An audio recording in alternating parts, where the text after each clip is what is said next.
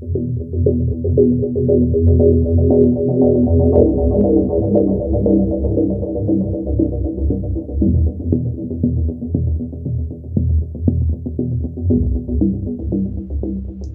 में विश्व हिंदू परिषद के जुलूस को रोकने की कोशिश करने पर भड़की हिंसा ने विकराल रूप ले लिया है और ये हिंसा अब केवल मेवात के नूह तक सिमट कर नहीं रह गई है।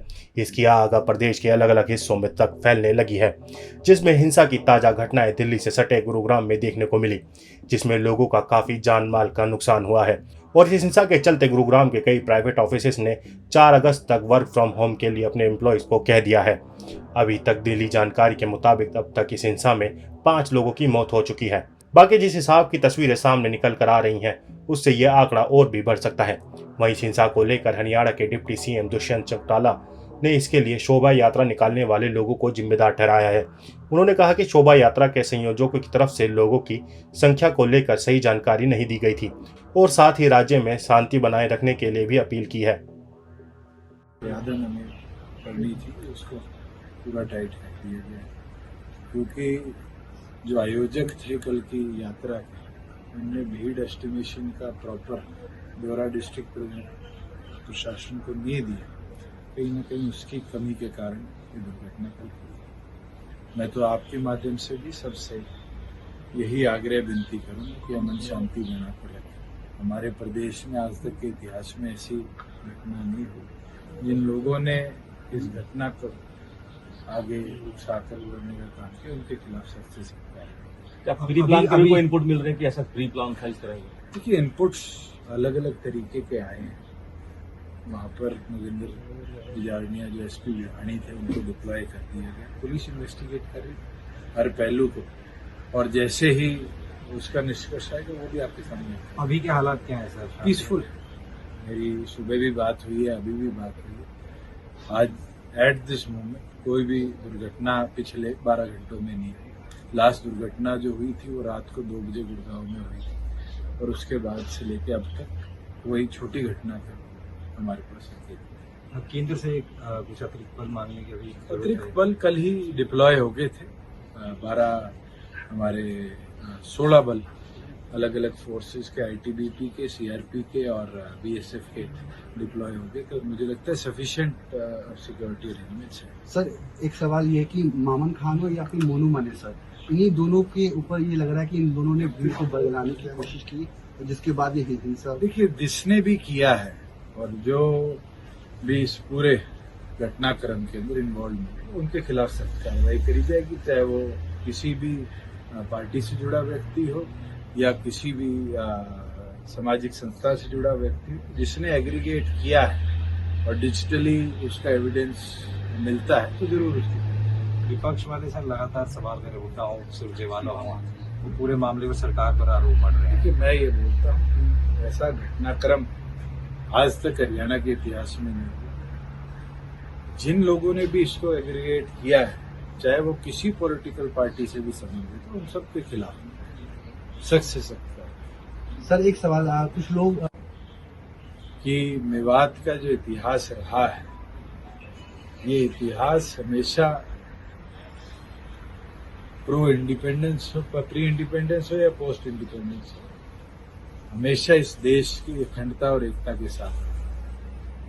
और आज नहीं, जब मुगलों ने हिंदुस्तान पर अटैक किया था तो भी मेवात के लोगों ने उस समय के शासकों के साथ खड़ा होकर इस देश की आजादी की लड़ाई में काम किया।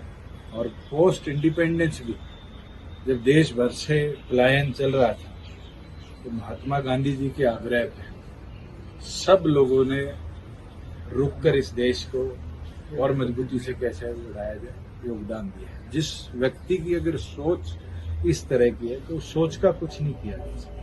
अब इस मुद्दे को लेकर बजरंग दल भी एक्टिव हो गया है और बजरंग दल ने इस हिंसा के विरोध में दिल्ली के अंदर विरोध प्रदर्शन किया, जिसमें उन्होंने इसके विरोध में नारे भी लगाए और साथ ही मुस्लिम वेशभूषा वाले पुतले भी जलाए गए। और द्वारका मोड़ पर हुए बजरंग दल के प्रदर्शन में बीजेपी नेता कृष्ण गहलोत ने भी अपनी उपस्थिति दर्ज कराई। इस प्रदर्शन के दौरान हमने बीजेपी नेता कृष्ण गहलोत और बजरंग दल के कार्यकर्ताओं से भी बात करी।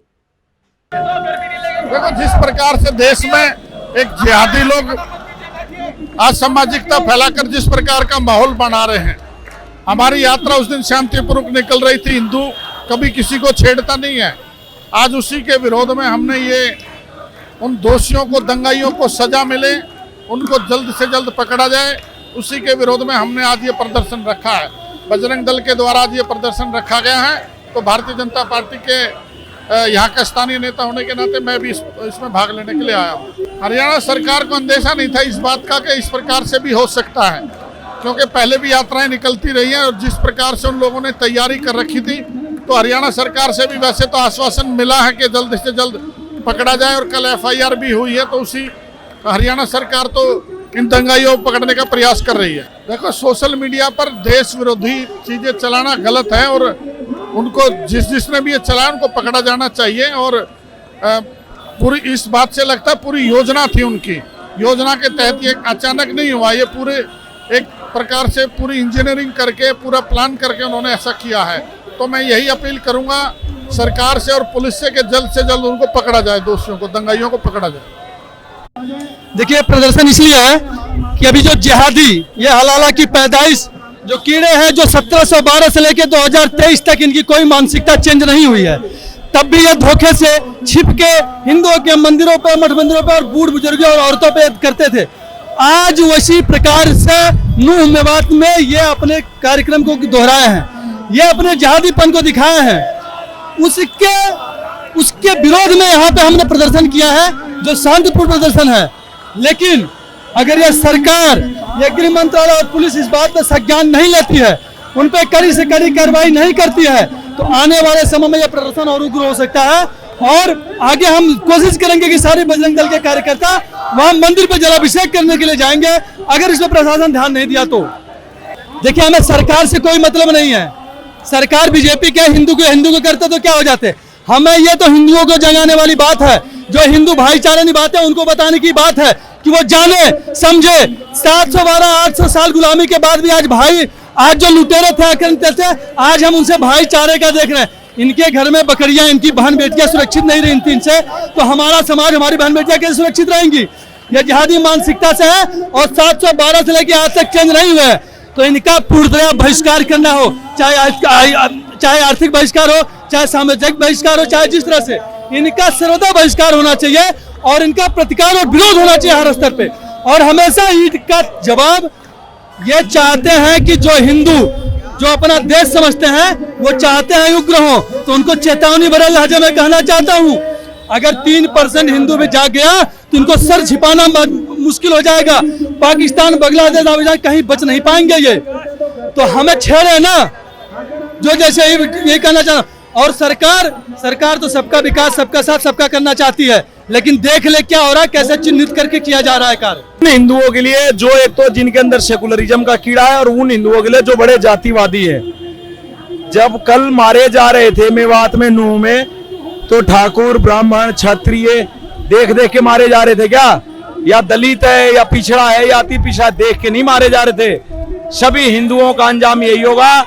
इंतजार करो डेमोग्राफी बदलने का। जैसे जैसे उनकी आबादी बढ़ती जाएगी, वैसे वैसे ये समस्या बढ़ती जाएगी। भाई, जिसके अपने घर में अपनी बहन बेटी नहीं सुरक्षित है, भाई उसके वो दूसरे की बहन बेटी की कैसे इज्जत करेगा, बताओ आप। और हिंदुओं को एक बात कहना चाहता हूँ, गाय को पूजने वाले और गाय के साथ रोटी खाने वाले कभी भाई नहीं हो सकते। इस बात को मन में जान लो, बिठा लो। हमारे पास रोज सैकड़ों गाय की कौलें आती है, हमें पता है कि ये कभी भाई नहीं हो सकते। ये कुछ नेताओं द्वारा किया गया चूरण है, दिया गया हिंदुओं को कि सेकुलरिज्म है, भाईचारा है, गंगा जमुनी तहजीब है। अरे गंगा हमारी, जमुना हमारी, कैसे उनका जमुना होगी बताओ? किसी किनारे पे जमुना के उनकी कोई बस्ती हो तो बताओ। जहाँ के वो रहने वाले वहां तो कोई नदी नहीं है। जहाँ से इस्लाम चला गल्फ से, वहां अरब में तो है नहीं कोई नदी। तो ये सोची समझी षड्यंत्र है। हिंदुओं के खिलाफ ऐसे षड्यंत्रकारी चीजें स्थापित की जाती है ताकि हिंदू बरगलाया रहे, फूट जाए और मुस्लिम एकजुट वोट करे।